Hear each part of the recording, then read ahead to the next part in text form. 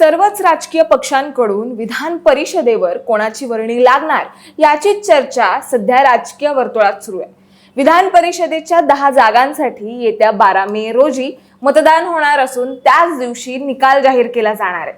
विधान परिषदेच्या 10 जागांपैकी महायुतीच्या वाट्याला 9 जागा येणार आहेत, तर महाविकास आघाडीच्या वाट्याला अवघी 1 जागा येणार आहे। ज्यात महायुतीच्या 9 जागांवर भाजपचे 6, उपमुख्यमंत्री एकनाथ शिंदेंच्या शिवसेनेचे 2 आणि राष्ट्रवादी काँग्रेसकडून 1 उमेदवार विधान परिषदेवर पाठवला जाणार आहे। आणि या एका जागेसाठी राष्ट्रवादी काँग्रेसमधील अनेकांनी जोरदार फिल्डिंग लावली आहे। दरम्यान सुनेत्रा पवारांचा निर्णय झाला असून विधान परिषदेसाठी 6 जणांची नावे आता समोर आली आहेत, ज्यात प्रफुल्ल पटेलांचा एक समर्थक आहे आणि विशेष म्हणजे तटकरेंच्या मुलाची देखील चर्चा आहे। त्यामुळे यांना संधी मिळण्याची किती साशंकता आहे याबद्दलच आपण सविस्तर जाणून घेऊयात या व्हिडिओच्या माध्यमातून। दरम्यान चॅनलवर नवे आला असाल तर इकडे खाली दिसत असलेल्या सबस्क्राइब बटनवर लगेच क्लिक करा। विधान परिषदेच्या 10 जागांसाठी येत्या 12 मे रोजी मतदान होणार असून त्याच दिवशी निकाल जाहीर केला जाणार आहे।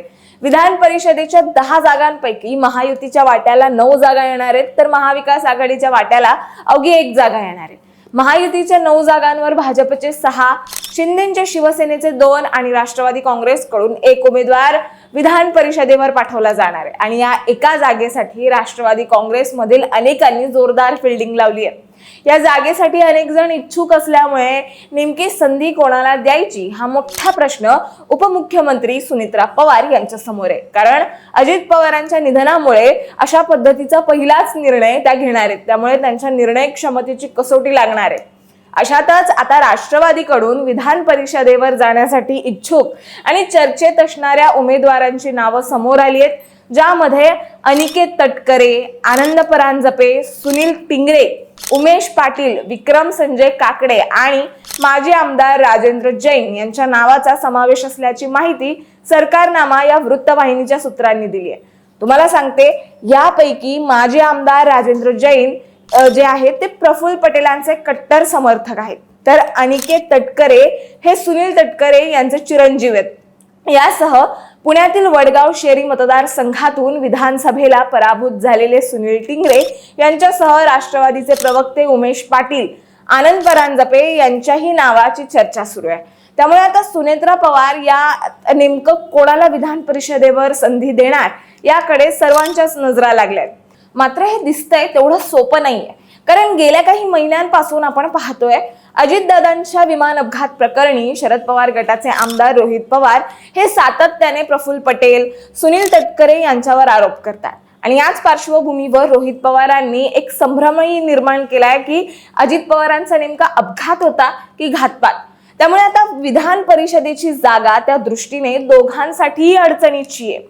त्याचबरोबर दुसरा मुद्दा आहे तो म्हणजे जे पत्र निवडणूक आयोगाला प्रफुल्ल पटेल आणि सुनील तटकरे यांनी पाठवलं होतं, जे रोहित पवारांनी उघड केलेलं की या दोघांनी मिळून निवडणूक आयोगाला एक पत्र लिहिलं, ज्यात असं म्हटलेलं आहे की अध्यक्ष नसताना पूर्ण कार्यकारी अध्यक्ष म्हणून ती जबाबदारी कार्यकारी अध्यक्षाची असेल, म्हणजे ती जबाबदारी प्रफुल्ल पटेल यांची असेल। त्यामुळे देखील मोठा वादंग झालेला पक्षात।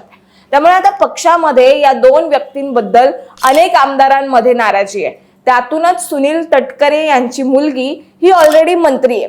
त्यामुळे तटकरेंच्या कुटुंबामध्ये आणखीन कोणाचं नाव द्यायचं झालं तर पुन्हा तेच होईल की तुम्ही एकाच कुटुंबातल्या लोकांना संधी देताय। परिणामी यावरून पक्षातील आमदार, पदाधिकारी, कार्यकर्ते नाराज होऊ शकतात। त्यामुळे यांच्या नावाची चर्चा होत असली तरी यांना संधी मिळेल की नाही याबाबत साशंकता आहे। शेवटी अंतिम निर्णय हा सुनेत्रा पवार यांचाच असणार आहे। त्यामुळे त्या नेमकं कोणाला विधान परिषदेवर संधी देणार याकडे सर्वांच्याच नजरा लागल्या आहेत। तुम्हाला याबद्दल काय वाटतं हे आम्हाला कमेंटमध्ये नक्की सांगा आणि अशाच माहितीपूर्वक व्हिडिओ बघण्यासाठी लगेचच सबस्क्राइब करा प्राईम टाइम महाराष्ट्रला।